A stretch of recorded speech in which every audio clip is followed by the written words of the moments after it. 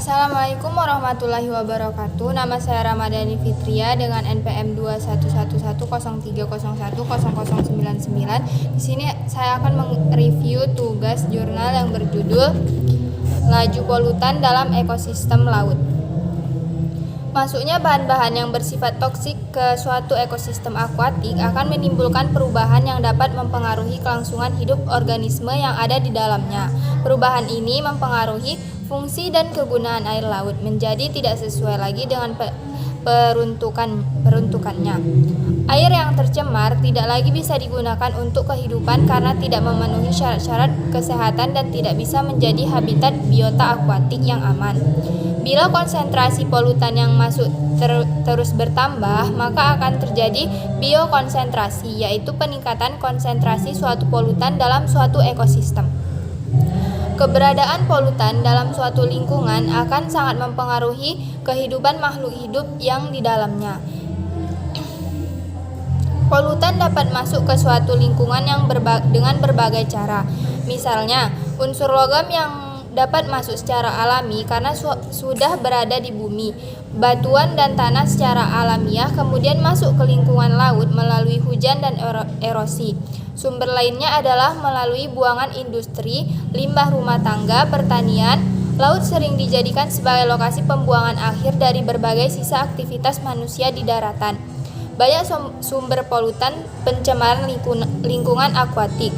Salah satunya adalah logam, yang kini banyak dipakai dalam proses industri dan dipakai oleh manusia dalam kehidupan sehari-hari seperti kosmetik, bahan bakar, dan lainnya. Limbah tersebut mengandung bahan kimia yang bersifat toksik terhadap biota perairan, misalnya mengandung logam berat dan pestisida. Keadaan ini menyebabkan kondisi lingkungan tidak sesuai lagi dengan peruntukannya, yang pada gilirannya akan mempengaruhi pula terhadap sumber daya hayati perairan. Selain itu, pencemaran yang terjadi akan berdampak bagi manusia sebagai pengguna sumber daya laut. Secara umum, respon yang terjadi pada suatu ekosistem akuatik meliputi tahap-tahap yaitu biokonsentrasi, bioakumulasi, dan biomagnifikasi. Biokonsentrasi merupakan kondisi peningkatan konsentrasi polutan di lingkungan. Biasanya kadar polutan akan di atas kadar normal yang diperbolehkan.